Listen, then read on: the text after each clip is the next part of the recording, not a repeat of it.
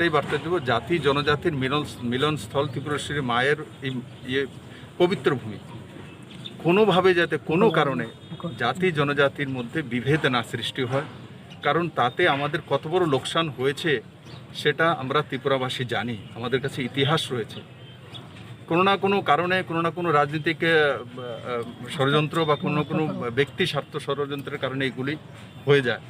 তো আমরা আমি সমস্ত ত্রিপুরাবাসীর কাছে এবং জয়েন্ট মুভমেন্ট কমিটি বা ব্রু আছে বা যারা আম পাবলিক আছে, সবার কাছে আমার একটাই প্রার্থনা যে আমরা সবাই মিলে একটা সমৃদ্ধশালী ত্রিপুরা তৈরি করব। ওই দিকে না গিয়ে মিলেমিশে কাজ করব। কাউকে ব্যথা দিয়ে আমি কাউকে কোনো সাহায্য করব না। যেটাই হবে সবার সহমত নিয়ে হবে।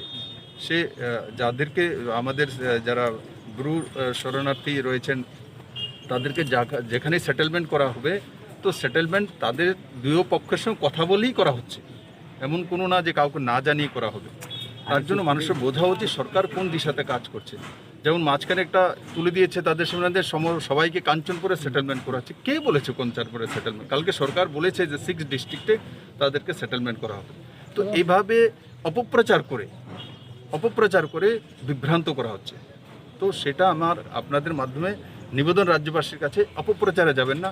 গভর্নমেন্ট কি বলছে সেটার দিকে যাওয়া, মাননীয় প্রধানমন্ত্রী কি বলছে, রাজ্য সরকার কি বলছে সেটার দিকে দেখা, আর আফবাহের মধ্যে না যাওয়া। তো আমি আশা করি ত্রিপুরাবাসী সেটা বোঝে এবং যেটা সবার জন্য মঙ্গল সেই কাজটাই ত্রিপুরা সরকার করবে এবং সবার সঙ্গে কথা বলে সহযোগিতা নিয়েই করবে। একা গভর্নমেন্ট কোনো কাজ করতে পারে না, সবার সহযোগিতা নিয়েই কাজ করবে।